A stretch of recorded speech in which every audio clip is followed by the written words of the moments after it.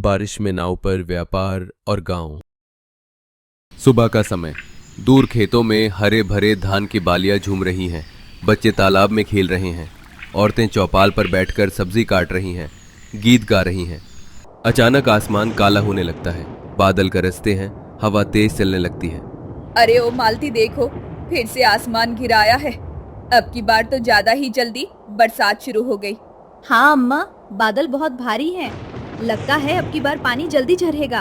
बच्चे खेलते खेलते चिल्लाने लगते हैं। देखो, बिजली गिरी, बादल गरज रहे हैं। गांव के मर्द इकट्ठा हो जाते हैं। रामू काका, शिवनंदन और लल्लन दादा आसमान को देखते हैं। हर साल यही होता है। जून आते ही काले बादल छा जाते हैं, फिर 3 महीने तक घर खेत सब डूब जाता है। हाँ, और हम लोग जानवर राशन सब बचाने में लगे रहते हैं, लेकिन इस बार तो हालात और खराब लग रहे हैं। सुनो साहब, हमें तैयारी करनी होगी। बरसात अब रुकने वाली नहीं। 3 महीने काम धाम छोड़कर बस घर में ही नहीं बैठ सकते हैं हम सब। महीना अभी शुरू हुआ है। हमारे पास कुछ दिन हैं, हम इनमें ही कुछ कर सकते हैं। धीरे धीरे बारिश शुरू होती है। औरतें कपड़े समेटती हैं, बच्चे अंदर भागते हैं। बारिश पहले हल्की, फिर तेज होती है। गांव की गलियां पानी से भरने लगती हैं। घरों के आंगन में कीचड़ भर जाता है। अरे, आंगन में पानी भर गया। जल्दी जल्दी सब बर्तन और अनाज भीतर कर लो। देखो, नहर का पानी भी गांव में घुस आया है। अब तो लग रहा है घर डूब जाएंगे। डरो मत, हर बार की तरह हम रास्ता निकाल लेंगे, लेकिन इस बार हमें कुछ अलग करना होगा। गांव में हड़कंप मच जाता है। चारों तरफ सिर्फ बारिश और पानी। बच्चे डर कर अपनी माओ से लिपट जाते हैं। बूढ़े लोग घुटनों में हाथ रखकर आसमान देखते हैं। ये पानी तो 3 महीने तक रहेगा, लेकिन अब की बार हमें नाव का सहारा लेना पड़ेगा। पानी भरने की वजह से हम 3 महीने रुक जाते हैं। बारिश को लगातार 3 दिन हो गए। आसमान धुंधला है। गांव की गलियों में कमर तक पानी भर गया है। औरतें चौपाल पर इकट्ठी होती हैं, लेकिन अब चौपाल आधा पानी में डूबा है। हे भगवान, हर साल यही हाल होता है। घर आंगन सब डूब जाता है। खाना बनाने तक की जगह नहीं बचती। और देखो, बच्चों को कहाँ रखें? छत पर बैठाकर दिन गुजारना पड़ेगा। रात को मच्छर खाते हैं, ऊपर से छत भी गीली ही रहती। मर्द लोग तो नाव पर बैठकर मछली पकड़ लेंगे, लेकिन हम औरतें न घर रहेंगी न चूल्हा। कैसे काटेंगे 3-3 महीने? अगर घर डूब ही जाना है तो क्यों ना हम घर को ही नाव पर चढ़ा दें। अरे, ये कैसी बात कर दी? नाव पर घर, वो भी पूरा का पूरा। सुनो बहनों, हर साल हम छत पर चढ़कर बाढ़ झेलते हैं। राशन खत्म हो जाता है, बच्चे बीमार पड़ते हैं। अगर हम सब मिलकर बड़ी बड़ी नावें बनाएं और उस पर छप्पर डालकर झोपड़ी बना लें तो हमारा घर पानी में डूबेगा नहीं। ऐसा जापानी लोग करते हैं। जापान में भी खूब बारिश आती है, लेकिन वहाँ का रहन सहन चलता ही रहता है। हाँ, ये तो मैंने भी सुना है। 3 महीने अपनी जिंदगी को रोकना बड़ी बात है। बच्चों की पढ़ाई, हमारा रोजगार सब रुक जाता है। अगर नाव पर हम गांव बसाएंगे तो हमारे लिए ही अच्छा होगा। तो तय रहा, हम सब अपने पतियों से कहेंगे नाव बनाओ। इस बार गांव पानी में नहीं डूबेगा, बल्कि पानी पर तैरता गांव बनेगा। गांव की बहुएं ये सुझाव अपने अपने पतियों को बताती हैं और सबकी मदद मांगती हैं। अब मरता क्या ना करता, मुसीबत में सब आदमी लोग भी जुट जाते हैं। अरे भाई, अगर नाव मजबूत न बनी तो पूरा घर डूब जाएगा। काम जल्दी और सही होना चाहिए। हाँ काका, इस बार नाव सिर्फ नदी पार करने के लिए नहीं, बल्कि जीने के लिए बनेगी। बेटा लोग, याद रखो, ये नाव ही अब हमारा घर है। जितनी मजबूत नाव बनाओगे, उतना सुरक्षित हमारा परिवार रहेगा। ओ सुनो, लकड़ी कम पड़ गई तो हमारे दरवाजे खिड़कियां भी ले लो। बस नाव तैयार होनी चाहिए। हाँ, छप्पर के बांस भी ले लो। छत तो वैसे भी डूब ही जाएगी। औरतों की आवाज सुनकर पुरुष और जोश से काम करने लगते हैं। हथौड़ी की ठक ठक, लकड़ी के टकराने की आवाज और बारिश की बूंदें सब मिलकर माहौल को मेहनत और संघर्ष का रंग दे देते हैं। देखो, नाव तैयार हो गई। इसमें पूरा परिवार बैठ सकता है। हाँ, और अगर ऊपर छप्पर डाल दे तो ये नाव घर जैसी लगने लगेगी। देखो, हम लोगों ने भी तैयारी कर ली है। चूल्हा छोटा कर दिया है ताकि नाव पर रखा जा सके। राशन की बोरियां भी बांध दी गई हैं। नाव को पानी में धकेलते हैं। नाव धीरे धीरे तैरने लगती है। सबके चेहरे पर खुशी है। बच्चे खुशी से नाव पर चढ़ जाते हैं और हाथ हिलाते हैं। अरे देखो, हमारा घर तैर रहा है। सच है। अब हमें डरने की जरूरत नहीं। सुबह का समय, हल्की बूंदाबांदी हो रही है। घरों की छतें पानी से झांक रही हैं। एक बड़ी नाव पर छप्पर डला हुआ है। अंदर लोग बैठे हैं। यही नया नाव वाला गांव है। औरतें चूल्हा जलाने की कोशिश कर रही हैं। बच्चे कोने में बैठे हैं। उनके हाथ में मछली पकड़ने का कांटा है। बूढ़े लोग खाट पर बैठे बीड़ी फूंक रहे हैं। अरे धुआं कितना हो रहा है। इस छोटे चूल्हे पर रोटी सेकना भी एक अलग लड़ाई है। लेकिन अब यही तो घर है। पानी में डूबने से अच्छा है कि धुएं में ही सही, रोटी तो मिल रही है। देखो माँ, हमारी नाव तो चूल्हे जैसी हिल रही है। मजा आ रहा है। हाँ, लगता है जैसे पूरा गांव समंदर में तैर रहा है। बच्चों की हंसी सुनकर माहौल हल्का हो जाता है। औरतें भी मुस्कुराने लगती हैं। बाहर पुरुष जाल फेंककर मछली पकड़ रहे हैं। अरे वाह, इतनी मछलियां तो नदी में भी नहीं दिखती। सही कहा काका, बाढ़ ही हमारा भोजन बन जाएगी। चावल हमारे पास पहले से है, मछली ये नदी दे रही है। भूख से तो अब कोई नहीं मरेगा। बारिश और बाढ़ जब भी आती है, पानी की वजह से मछलियां बहुत हो जाती हैं। रात का समय, आसमान और भी भारी हो गया है। हवा तेज चल रही है। नावें पानी की लहरों से हिल रही हैं। अंदर सब सोए हुए हैं, लेकिन अचानक बिजली कड़कती है। बच्चे डर कर उठ जाते हैं। माँ, नाव डूब जाएगी क्या? नहीं बेटा, डरो मत। ये नाव हमारा किला है। कोई लहर हमें नहीं डुबो सकती। बाहर पुरुष नाव को और कसकर बांसों से बांधने लगते हैं। शिवनंदन रस्सी खींच रहा है। रामू काका नाव को संभाल रहे हैं। हवा इतनी तेज है कि छप्पर हिलने लगता है। अरे छप्पर को पकड़ो वरना उड़ जाएगा। सब मिलकर छप्पर दबाते हैं। औरतें भी नाव से रस्सी पकड़कर मदद करती हैं। बच्चों के चेहरे पर डर साफ झलक रहा है। देखो, डरना नहीं है। ये सब मिलकर मेहनत करेंगे तो नाव बच जाएगी।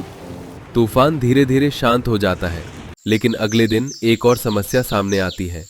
पानी गंदा हो चुका है। नाव पर एक बच्चा खांस रहा है और बुखार से तप रहा है।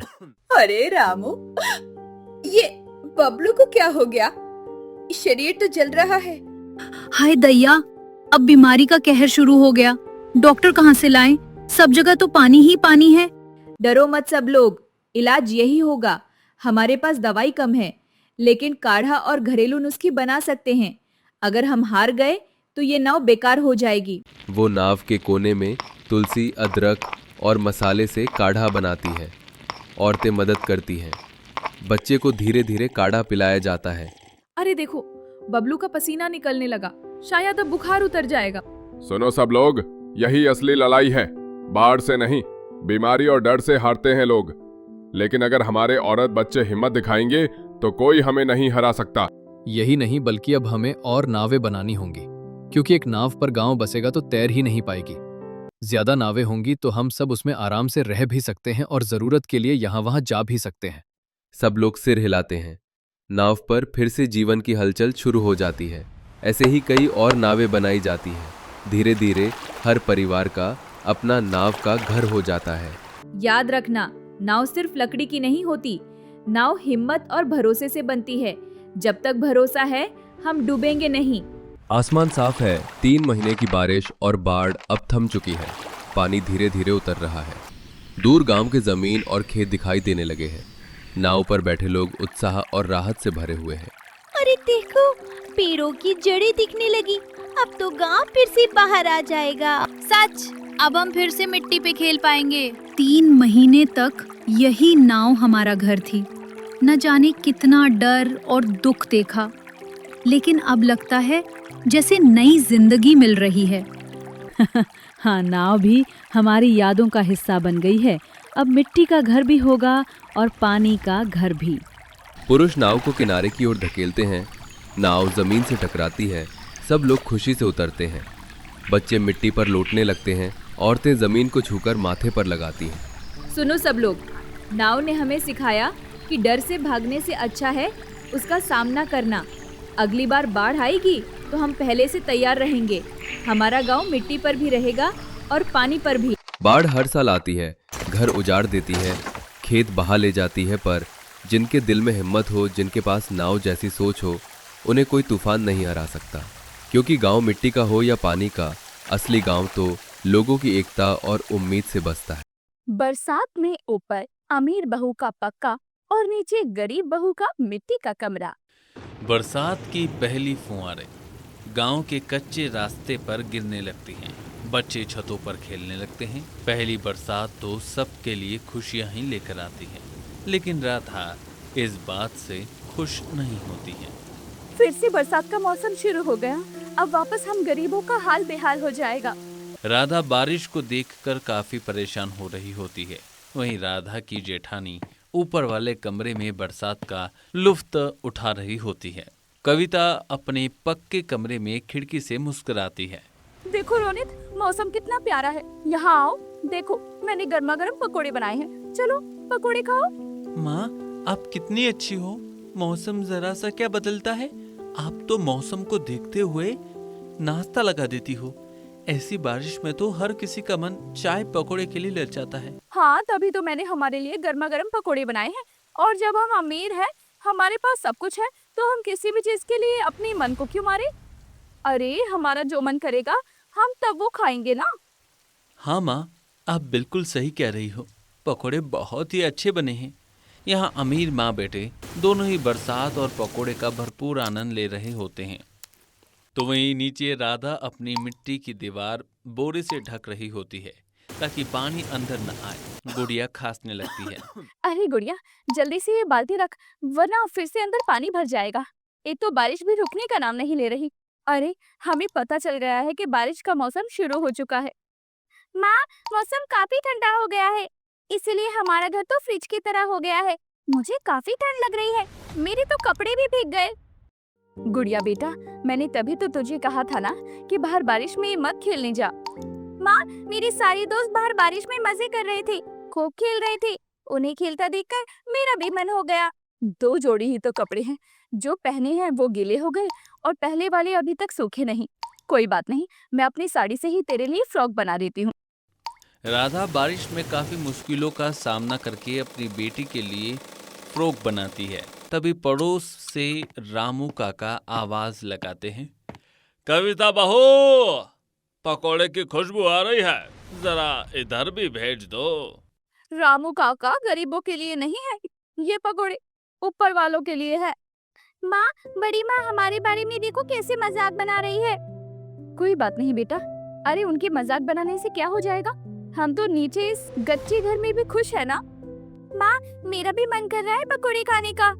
बेटा, खाना बनाने की तो जगह है नहीं, पकोड़े कैसे बनेंगे। कोई बात नहीं माँ, पकोड़े खाना इतना भी जरूरी नहीं है। चलो हम घर से पानी निकालते हैं, मेरी किताबें गीली हो जाएगी तो मैं पढ़ाई कैसे करूंगी। मेरी बेटी कितनी समझदार है। अरे राधा, वो समझदार नहीं है, बल्कि वो जानती है कि उसके माँ बाप उसे 2 वक्त का खाना भी सही ढंग से नहीं खिला पा रहे। पकोड़े क्या खाक खिलाएंगे। मुझे तो गुड़िया पर तरस आता है, वो भी सोचती होगी उसके माँ बाप कैसे हैं। अच्छा ये तो बता दो कि बरसात का मजा ले रही हो या नहीं। राधा चुपचाप कविता की सारी बात सुनती है, लेकिन कुछ नहीं कहती। उन दोनों की सास सरोज ये सब देख रही होती है। ऐसे ही अब बरसात का मौसम चल रहा था और बारिश की वजह से एक बहू तो अपने पक्के कमरे में ऐश से रह रही थी, लेकिन दूसरे की परेशानी हर दूसरे दिन बढ़ रही होती है। कुछ दिनों बाद बारिश काफी तेज हो रही होती है। राधा के कमरे में पानी घुस आता है।